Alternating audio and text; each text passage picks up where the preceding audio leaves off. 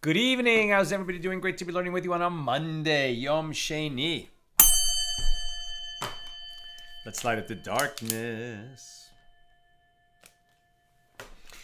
Who's in the house on a Monday? Sharon in New Jersey, Shender in the Bronx, Renee in Indiana, Ehud in South Carolina, Melissa in Great Neck, Tom in PA, Joe in the Inland Empire. Belle is somewhat warmer in Texas. Bella in Florida, Karen in Northern California, Lorraine in Texas, a guy in Ohio, Chaim in Florida, Lenny in Silver Spring, Lester in Florida, Nancy in North Carolina, and Elise in Virginia. Let us hope, let us pray that the country warms up a little bit. My dad lives in Florida. He said it was 32 degrees this morning where he lives. They're simply not accustomed to such temperatures in Florida. And of course, it's much, much worse in the middle of the country, in the Northeast, etc. Wishing you all some returning warmth and perhaps a little bit of warmth tonight from our learning. Okay, our daf tonight is page 24 here in Tractate Menachot, the 30th volume of the Talmud. Continuing our discussion of Mishnah number 4 here in chapter 3, and with God's help, we'll complete the discussion of this Mishnah tonight. We pick it up at the bottom, the very bottom of page 23b, and our discussion of Mishnah number 4, which was all about, excuse me, if parts of offerings become intermingled, right? If the handful from one meal offering gets intermingled with the handful of another meal offering, or with another meal offering from which a handful has not been removed, or from the remainder of a meal offering, then, is it disqualified? Can we proceed? Is there some way to proceed? And an interesting element of this Mishnah is that if two meal offerings got mixed into a vessel, but not so mixed, not so intermingled, to where the priest could still tell which meal offering is which, then he could remove the handfuls from those meal offerings, even though they're in one vessel. But if they're so intermingled that he can't tell which is which, then he cannot remove the handfuls. Now, we're going to test that today when we're looking at what happens if meal offerings are in a vessel and they're not even touching at all, but does the vessel itself join them just because they're in it? And as we've seen, our Mishnah already told us what to do in terms of removing the handfuls, but whether something gets joined together or not might have a different outcome depending on what question we're asking, right? One question is, can we remove the handful? A different question is, well, if part of this became tameh, did all of it become tameh? Did all of it become ritually impure? And the answer to one type of question might be different than the other. Let's see. Bottom of 23b. The Gemara relates, when Rav Kahana ascended from Bavel to Eretz Yisrael, from Babylonia to the land of Israel, he found the sons of Rabbi Chiya who were sitting and saying the following. In the case of a tenth of an ephah of a meal offering. So that's the minimum measure for it's the correct measure for a meal offering. That one divided and placed in a receptacle. Now we're on page 24a. Such that the flour of the measure was in two places, not in contact with each other, and a tevel yom, right, which is a person who was tameh, went through his purification process, immersed in the mikvah, and his purification process will be complete at nightfall. But until then, there's a trace of impurity still in him, which can render offerings disqualified if he touches them, right? So that's why we're talking about a tevel yom. Right, so this meal offering was divided into two, but the two halves were placed inside the same receptacle, kind of alongside each other, but not touching, right? So let's just read that again. They were saying the following: in the case of a tenth of an ephah of meal offering that one divided into two parts, placed it in a receptacle such that the flour of the measure was in two places, not in contact with each other, and this person who's a tevel yom touched one of the portions of the meal offering, what is the law? Did he render all of the meal offering that is in that receptacle tameh, or disqualified, because he's a tevel yom? And a tevel yom, even though he cannot impart impurity to another person in normal things, when it comes to offerings, which have a higher sanctity, they can become disqualified when a tevel yom touches them. But he only touched half of the meal offering, right? What he touched was on one side of this receptacle, the other half on the other side, inside the receptacle, but on the other side, let's say, of the base, he did not touch. So are we going to say that he has rendered everything, all the contents of that receptacle, the whole tenth of an ephah, disqualified, or only half? Right? That's the question they're asking. Does he disqualify only part of the meal offering that he touched, or the other part as well? When we learned in a Mishna in Tractate Chagiga, page 20b, that a vessel joins all the food that is in it with regard to sacrificial food, meaning that if some of the contents become tameh, become impure, all the contents become impure as well. Does this matter apply only where the contents are touching each other? But where the contents are not touching each other, the tuma is not imparted to the other contents?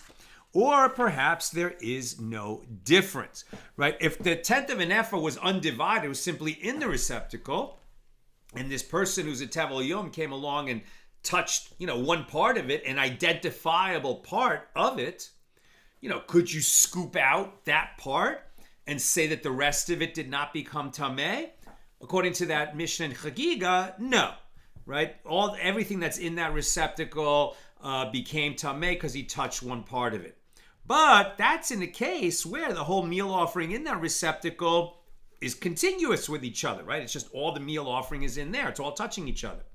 Where it's divided into two halves, do we say that only the half that he touched is disqualified, but the half that is not touching that half, even though it's in the same receptacle, would not become disqualified, or that it does because it's in the same receptacle? So Rav Kahana said to the sons of Rabbi Chia, did we learn in the Mishnah that a vessel connects the contents within it? We learned that a vessel joins the contents within it. Joins rather than connects. What's the difference? Indicating that it does so in any case, whether or not the contents are in contact with one another. This would suggest that the two halves are both disqualified, even though they're not touching each other. The sons of Rabbi Chia then asked Rav Kahana, if one inserted another half-tenth of an ephah between them. Okay, so the measure of the meal offering is a tenth. That was divided into two halves. They're both in this receptacle, and the two halves are not touching each other. Now they're changing the question, the hypothetical, and they're adding a third little pile. Each of these piles has a half-tenth of an ephah. That's the measure. and there's 3 piles in there. Okay, what are we going to do with them? If one so the sons asked him, if one inserted another 0.5 of an epha between the original 2 piles, and the tevel yom touched it, then what is the law? Are the first 2 halves, the first 2 0.5 rendered impure? Now, why wouldn't they? Right? What are they asking? In the first case, in the first hypothetical, we took a meal offering, we divided it into 2 halves. The 2 halves are not touching each other. And Rav Kahana told them that if a tevel yom comes along and touches one of those halves, both halves become disqualified because they're joined by the receptacle that they're in. Why would the answer change if there were 3 portions, each one a 0.5 of an epha, in that same receptacle? Doesn't the receptacle join everything that's in it, even if those components aren't actually touching each other? Why would we have a different answer? And it is a different answer. Rav Kahana said to them, only when an item requires a vessel in order for it to be sanctified, for example, in the case of those 2 0.5 of an epha of a meal offering, does the vessel join it together. Those are the required amounts to make a whole meal offering whose measure is 1/10 of an epha. That's a proper size for a meal offering. So even though you divided it into 2, they're in the same receptacle, and together they make up a meal offering. Now when we introduce this third 0.5, it is not necessary. It doesn't need to be in there. It doesn't need to be part of the 1/10 of an epha. It is extraneous, and because it's extraneous and not touching the other 2 piles, if the tevel yom touches that 3rd pile, he does not disqualify the other 2, nor disqualify the meal offering, which is made up of the 1/10 of an epha, which is divided into those first 2 piles. In the case of an item that does not require a vessel, such as this additional 0.5 that was placed between them, the vessel does not join it to the other contents of the vessel. So the sons of Rabbi Chia asked another question. They said, if the tevel yom inserted his finger between the 2 0.5 of the epha that were placed in the receptacle without touching either one, then what is the law? He didn't touch the meal offering. He only stuck his finger inside the receptacle and didn't touch either one of the halves of that meal offering. We're back to just the 2 halves. Forget the 3rd one. That's not in this hypothetical. So Rav Kahana said to them in response, the only item you have that transmits impurity through its airspace is an earthenware vessel alone. We're talking about a receptacle for the measure of a meal offering in the Holy Temple. That's going to be a service vessel, a sacred vessel. Those are made out of silver and gold, not earthenware. So a vessel that is not earthenware, just the fact that you put your finger in it, but you didn't touch the meal offering, it's not going to be considered as if you touched the meal offering, because the airspace doesn't join to the meal offering with respect to imparting impurity, except in the case of an earthenware vessel. So he answered their question. Now Rav Kahana is going to ask them some questions. Rav Kahana himself then asked the sons of Rabbi Chia, if 2 0.5 of an epha of a meal offering are placed in one vessel, but are not in contact with one another, what is the law? Now we've been asking what is the law with respect to disqualifying it because a person who was at least partially tameh came and touched the meal offerings in that receptacle. Now Rav Kahana is going to ask a different question. What if the 2 halves are separated in this receptacle? Can we cut, and they don't become tameh? The question is, can the priest now remove the handful from one of those halves to be the handful that is removed on behalf of the whole meal offering? Does it matter that the 1/10 of an epha has been divided into 2 halves that are not touching each other inside that service vessel with respect to taking the handful that's going to be burned on the altar? If 2/2 of an ephah of a meal offering are placed in one vessel but are not in contact with each other, what is the law? Can one remove a handful from this 1/2 of an ephah on behalf of that 1/2 of an ephah? Is the joining of the contents of the vessel effective by Torah law or by rabbinic law? If this joining that we've been talking about is effective by Torah law, then the removal of the handful from one of the halves is valid for the whole meal offering. But if this joining that we're talking about is effective only by rabbinic law, then the removal of the handful was not performed correctly, since it was not taken from the entire 1/10 of an ephah of the meal offering. Even though it was all in one receptacle, it was separated. And if we say that the receptacle only joins them together by rabbinic law, that's not going to be enough for the priest to be able to remove the handful from one of the halves and to therefore do the removal of the handful correctly by Torah law. Again, this is all when the temple is standing in Jerusalem, which it hasn't been in 2,000 years, but God willing, it will be again when Mashiach comes, and then these will become practical questions.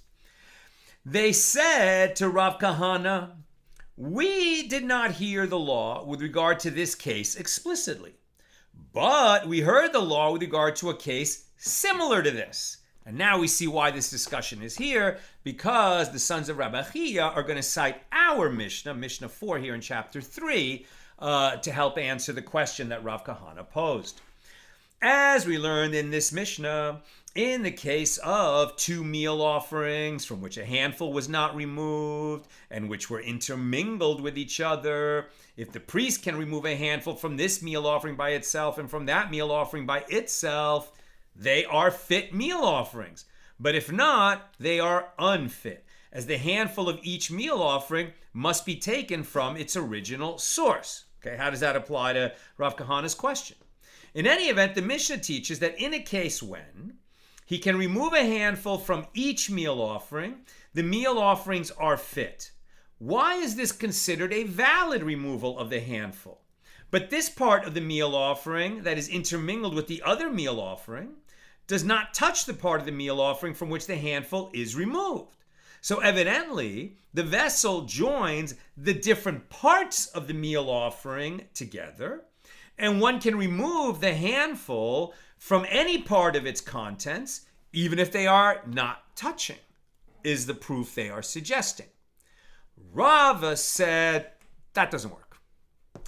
This cannot be inferred from our Mishnah, as perhaps the ruling of the Mishnah is stated with regard to a case where the clumps of the meal offering are divided like the teeth of a comb, so that although the handful is removed from a clump of the meal offering that is separate from the clump that is intermingled with the other offering, nevertheless, all parts of the meal offering are still in contact with one another. It may still be that in the case presented by Rav Kahana, where the parts are truly separated from one another, although they're in the same receptacle, then if they're separated, it is possible that one cannot remove the handful from one part on behalf of the other. The circumstances are too different for us to be able to draw an answer and conclusion from our Mishnah to the hypothetical posed by Rav Kahana. Now, the Gemara asks, since this question was not resolved, what halachic conclusion was reached about this matter?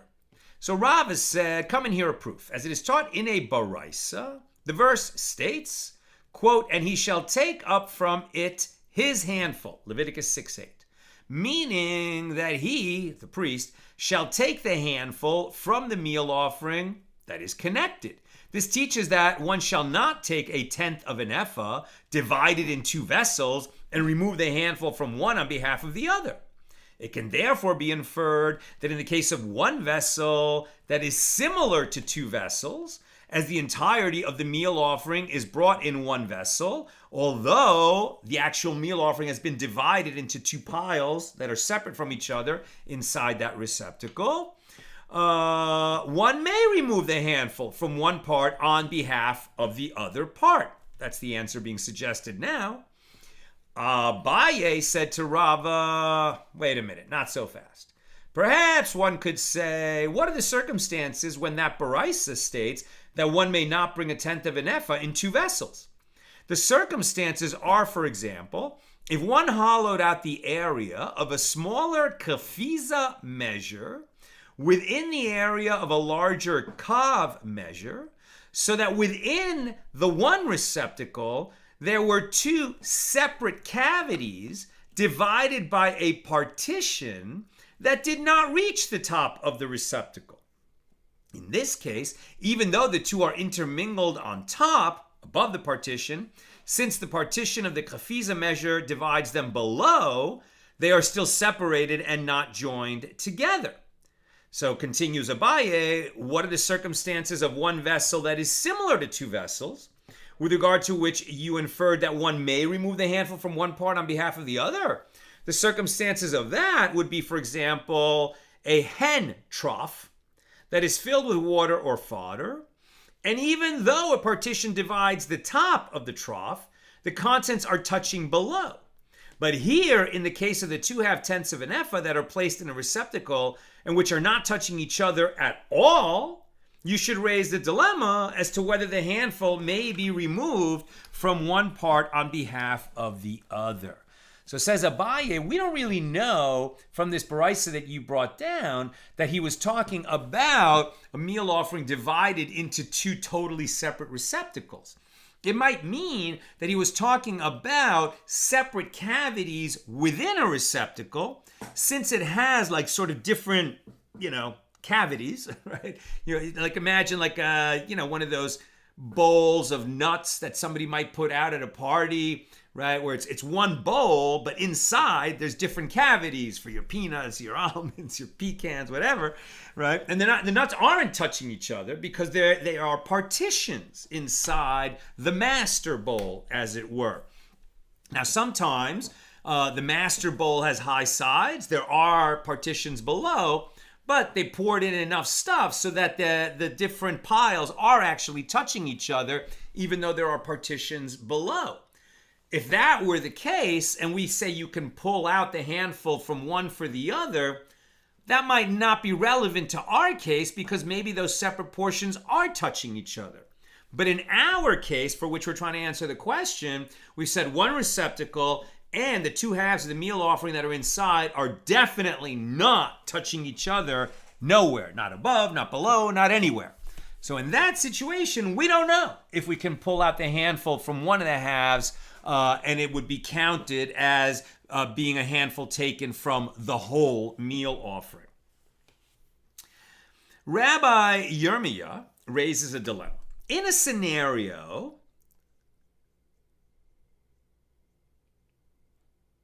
so Rabbi Yirmiyah raises a dilemma. In a scenario where a vessel joins the 2/2 of an epha that are inside the vessel, but not touching, and there is a connection by means of water between one of the 0.5 of the epha inside the vessel and another 0.5 of an epha that is outside the vessel, and the tevel yom touched the 0.5 that is inside the vessel, then what is the law? Does he also disqualify the 0.5 of an epha that is outside the vessel? They're definitely creating a hypothetical that's super complicated for the purpose of teaching the law, or testing the law, understanding the law. I can't imagine why you would ever create such a thing in the real world. But now they're saying, okay, I'm having a little trouble following this. I think there's still two different halves in the receptacle, and then there's a third half outside the receptacle. And there's some kind of a bridge, almost like a straw, a long flexible straw that is connecting one of those halves that's inside the receptacle to another 0.5 that's outside the receptacle. And there's water inside that straw running between the two half piles. Now, does this watery straw bridge connect those two halves so that they're like one half, even though one is inside the receptacle and one is not?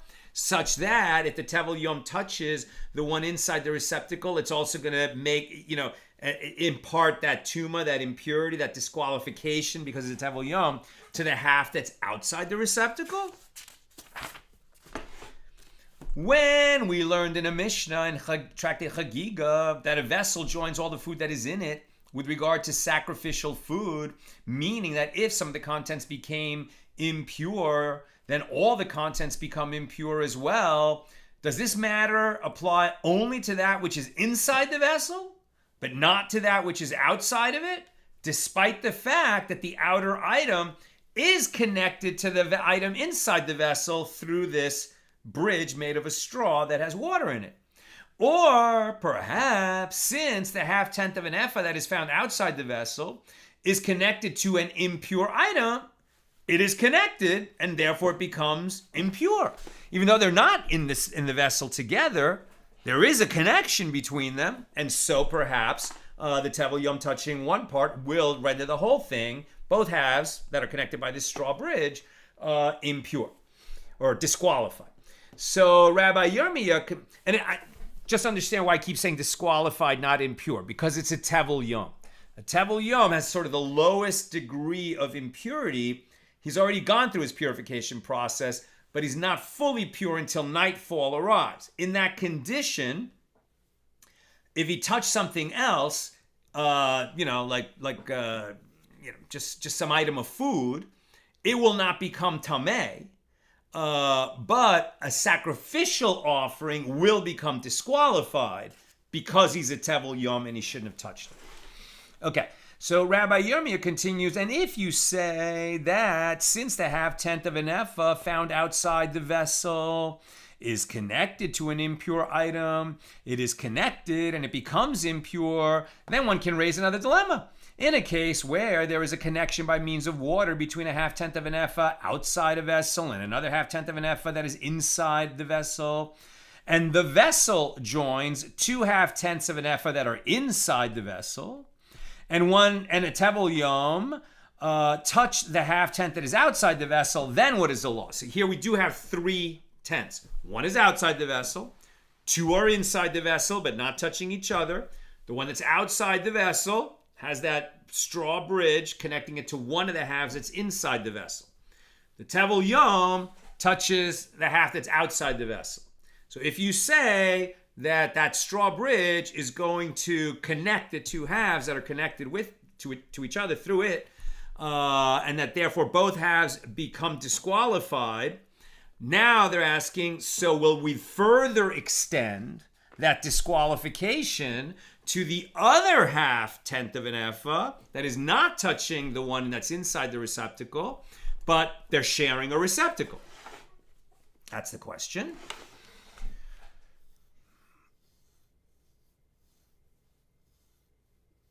Then what is the law? So, I just want to make sure that's, yeah. So when we learned in a Mishna that a vessel joins all the food that is in it with regard to sacrificial food, meaning that if some of the contents become impure, all the contents become impure as well, does this matter apply only in a case where the one who immersed that, the tevel yom, touched what was inside the vessel, thereby transmitting impurity to all the contents of the vessel, and due to the connection by means of water, the impurity is then transmitted to that which is outside the vessel? But it does not apply in a case where the one who immersed that day, the tevel yom, touched that which is outside of the vessel, and only the half-tenth of an epha that is connected to the outer item becomes impure because of that, wet bridge. Or perhaps the case is no different, and the vessel joins all its contents, and so when you touch the outer half-tenth, which is connected by a straw and water to one of the half-tenths inside the receptacle, and then that half-tenth is further joined to the other half inside the receptacle, even though they're not touching, but they're sharing the receptacle, perhaps the tevel yom has disqualified all three half-tenths. We don't know the answer. Teku. Weiter. Onward. Next topic. Weiter.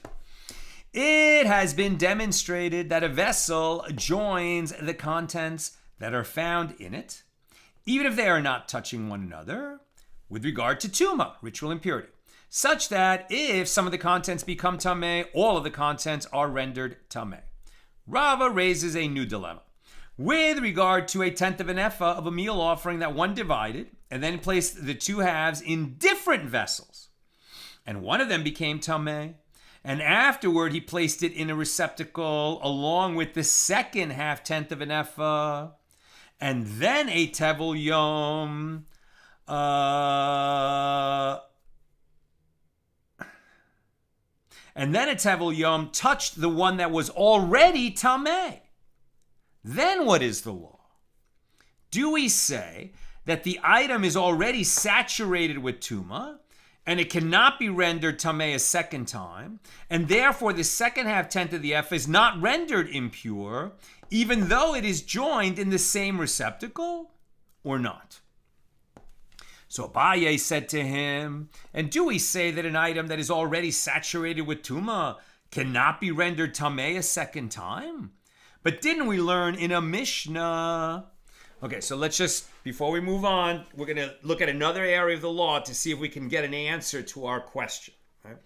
So the question is, we took the 2/2 tenths of an epha in separate receptacles.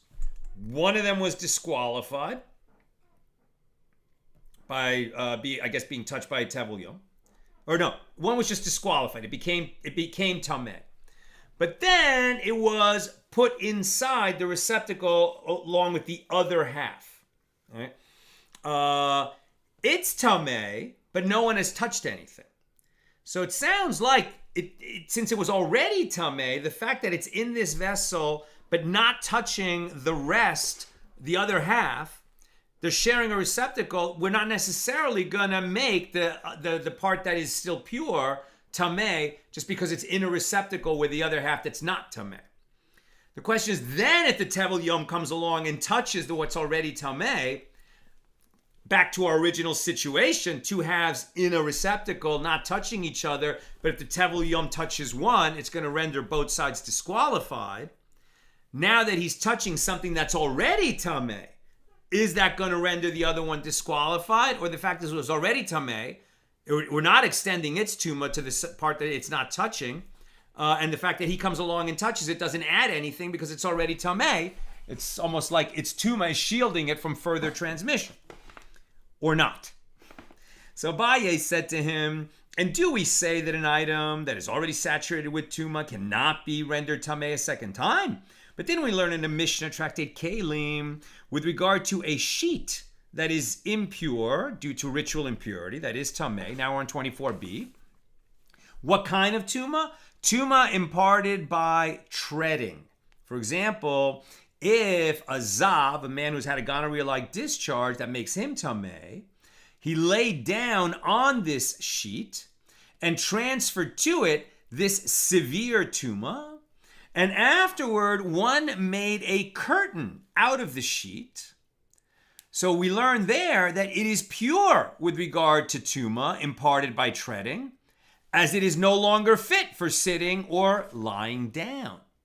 Right? As we've also learned, if somebody destroys a vessel so that it's no longer a vessel, he's going to use the materials that were, that were used to fabricate that vessel, he's going to recycle them into something else.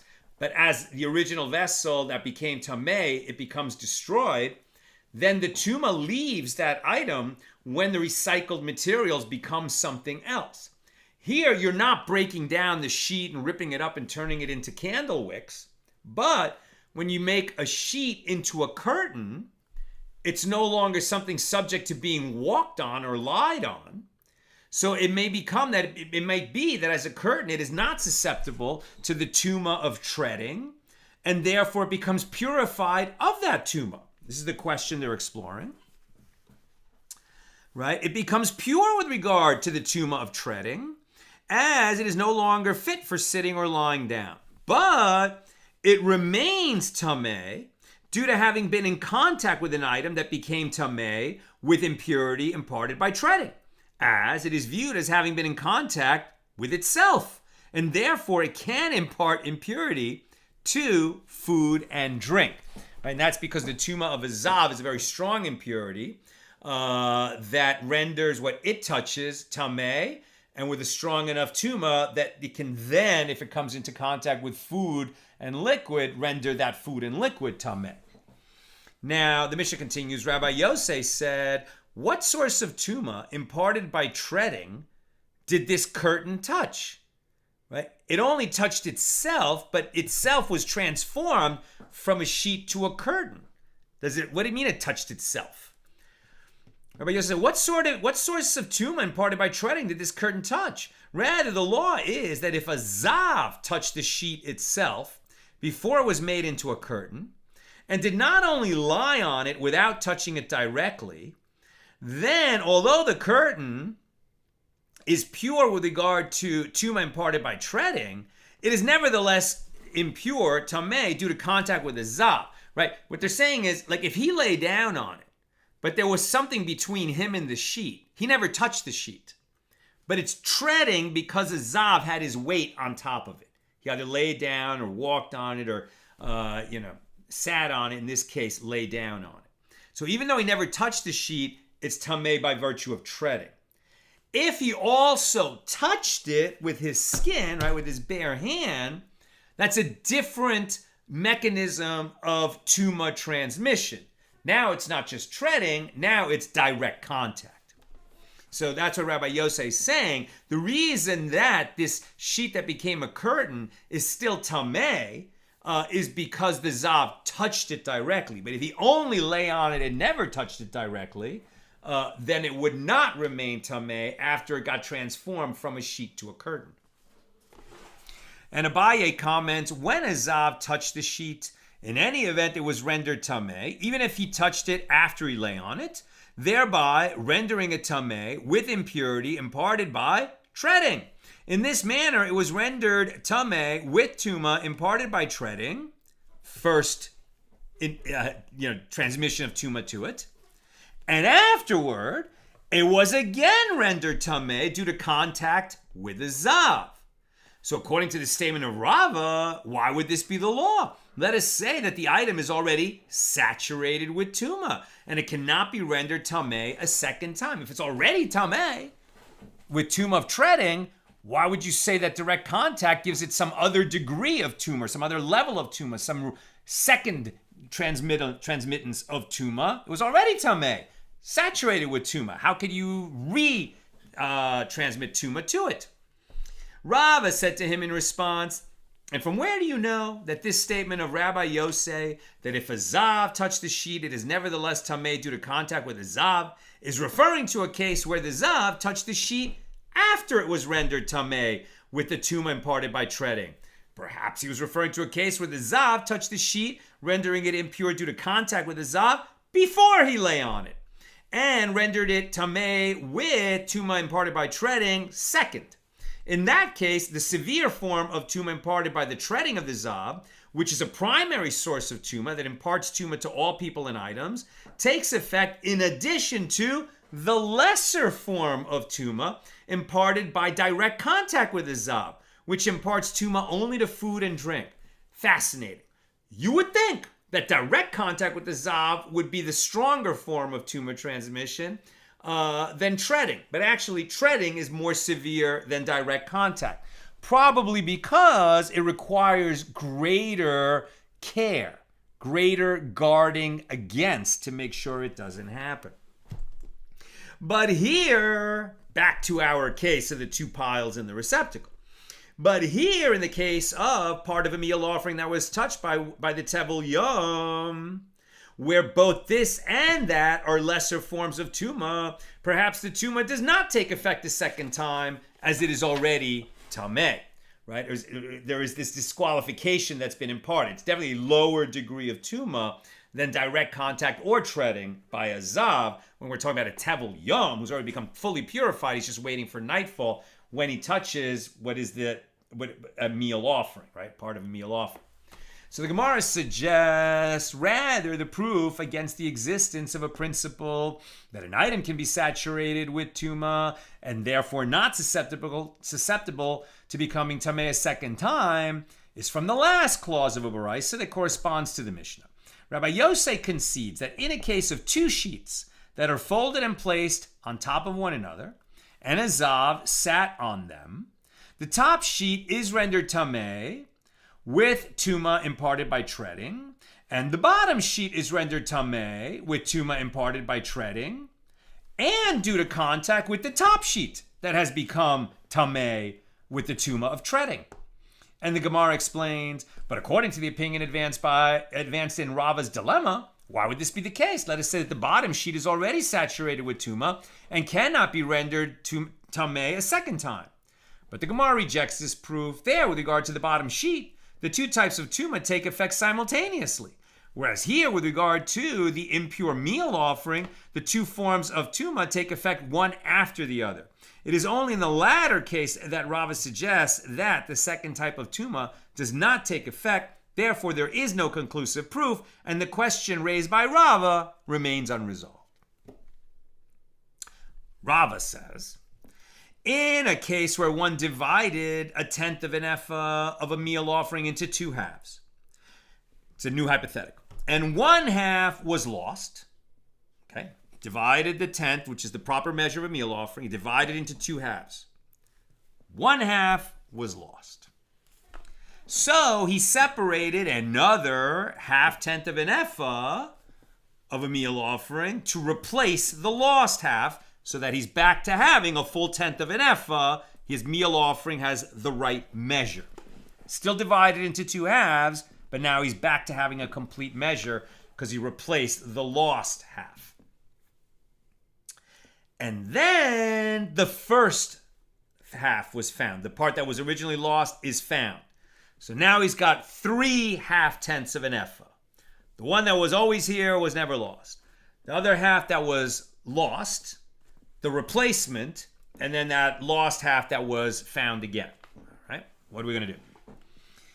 And now all 3 are placed in a receptacle together. If the one that had been lost becomes tameh, the previously lost half-tenth of an epha and the first half-tenth of an epha join together and they become tameh, in accordance with the Mishna that we cited earlier in Chagiga 20b, that a vessel joins together with regard to tuma. But the half-tenth of an epha that was separated to replace the lost half-tenth does not join with the other half-tenths because it's no longer necessary to make the tenth of an epha measure. So as we saw, something that's not necessary to that meal offering isn't joined together by the receptacle if it's not actually touching the other parts inside the receptacle, and so it would remain pure. Different setup. If the one that had been separated to replace the lost half-tenth was the one that became tameh, then the separated half-tenth and the first half-tenth join together and they become tameh, since the former was separated in order to complete the tenth together with the first half-tenth, while the previously lost half-tenth does not join together with them. If the first half-tenth became tameh, then both the previously lost half-tenth as well as the half-tenth that was separated as its replacement, they join together, they become tameh, as each of them had at one point been part of the same tenth as the first half-tenth. Abaye says, even if,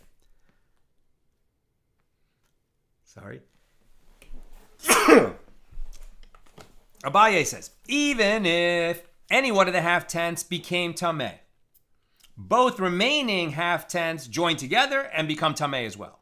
What is the reason? They are all residents of one cabin, i.e. they were all meant to be part of the same meal offering. It's not that they share a receptacle, because remember that anything that's unnecessary to the meal offering won't become tameh with them if it's not touching. But here, all 3 had a role in being part of the meal offering. They're all in the same receptacle. Therefore, if one of them becomes tameh, all become tameh. And similarly, according to Rava, with regard to the removal of the handful, not do they all become tameh or not, but can you remove a handful from one of these separate piles on behalf of the whole meal offering? And similarly, according to Rava, with regard to the removal of the handful, if one removed the handful from the previously lost half-tenth, its remainder and the remainder of the first half-tenth of an epha are eaten by the priests, while the half-tenth of an epha that was separated as a replacement is not eaten. Since it was not meant to join together with this other half-tenth, the removal of the handful does not permit its consumption. If one removed the handful from the one that had been separated as the replacement, then its remainder and the first half-tenth of an epha are eaten as the remainder of the meal offering after the handful is burned. while that half-tenth that was lost and then found again, it is not eaten by the priests as part of the remainder because it's now been taken out of the equation. Abaye says, wait a minute. Now, and if one remove the handful from the first half-tenth, then both the previously lost half-tenth as well as the half-tenth that were separated as a replacement are not eaten. And this is because the removal of the handful allows the remainder of only 1/10 to be eaten, and it is not known whether the consumption of the previously lost half-tenth or the replacement half-tenth has now become permitted. I'm almost done. Questions or comments? Please get them in now. Abaye says, even if one remove the handful from any one of them, both remaining half-tenths are not eaten. What is the reason? They're all residents of one cabin, and it is not possible to know whether the consumption of one or the other has become permitted by the removal of the handful. Rav Papa objects to this ruling of Abaye. And is that to say that in any event, the remainder of the half-tenth itself, from which the handful was taken, is eaten? But 1/6 of the handful that was removed was not sacrificed to permit this remainder. The handful was removed to permit the consumption of the remainders of all 3 half-tenths of an epha in the receptacle. Since the handful included 1/3 that was removed to account for the half-tenth that is not needed, it turns out that each of the 2 actual half-tenths should have had an additional 1/6 removed to render them permitted. Right? Remember that the handful that's removed renders the remainder permitted for eating. The remainder of what? Of the 1/10 of an epha. But here we have a 1/10 and a half, right? Because half of it was lost and then replaced. We have 3 half-tenths, and we're only removing 1 handful. So it's like that handful can't render all 3 half-tenths permitted as the remainder for eating, but we don't know which is rendered permitted, and that's why we don't eat any of them according to this view. Or the priests don't eat any of them according to this view. Rav Yitzchak, the son of Rav Mesharshia, also objects to this ruling of Abaye. And with regard to the handful itself, how can you even burn it on the altar? How can it be sacrificed? But 1/3 of it, i.e. the portion separated to permit the extraneous half-tenth of an epha, is non-sacred. It's unnecessary, therefore it's not sacred, therefore it shouldn't be burned on the altar. Rav Ashi said, these questions present no difficulty. Since with regard to the removal of the handful, the matter is dependent on the intention of the priest. And when the priest removes the handful, what's he doing? He's removing it to permit the remainder of the 1/10 of an epha, and not the remainder of the extraneous half-tenth. Still, the other 2 halves may not be eaten because it is not possible to know whether the consumption of one or the other has been permitted due to these unanswered questions.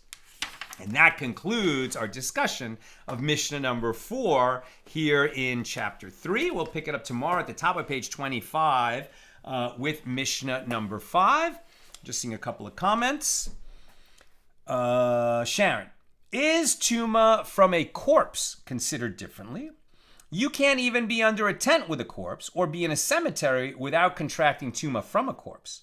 Yet, 2 portions can be in the same vessel and not impart tuma to the other.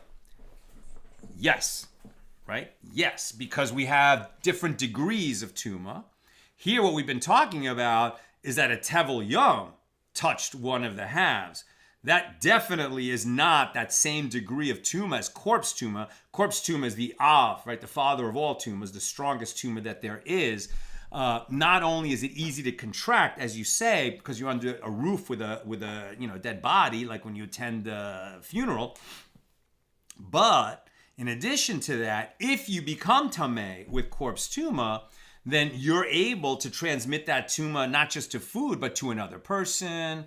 That person now, would have a secondary tuma, but I think he could still transmit it to food, right? There are definitely varying degrees of the strength of tuma, and that's measured by how much further down the line it can transmit. It's not infinite, right? The corpse transmits tuma to the person who becomes a primary source of tuma. He transmits it to another person. It drops down a degree. I don't know if he can even infect, that guy can infect a person now, maybe only food. I don't remember the rules offhand, but there are definitely different strengths of tuma. Tom, could you take the still pure replacement half-tenth and use it together with a fourth half-tenth as a ritually acceptable meal offering? Wonderful question. I think so. Right? If it did not become tameh, I think what you're really asking is, yeah, but you introduced it, you designated it to be part of this meal offering. That's why you brought it here. Now, it ended up being unnecessary. Can it be redesignated to a different meal offering? That's what you're asking. That's a really good question. I don't know. Great question. That's what I've got for us today. With God's help, see you tomorrow, Tuesday, regular Tuesday time, 6 p.m. Pacific. Have a great night.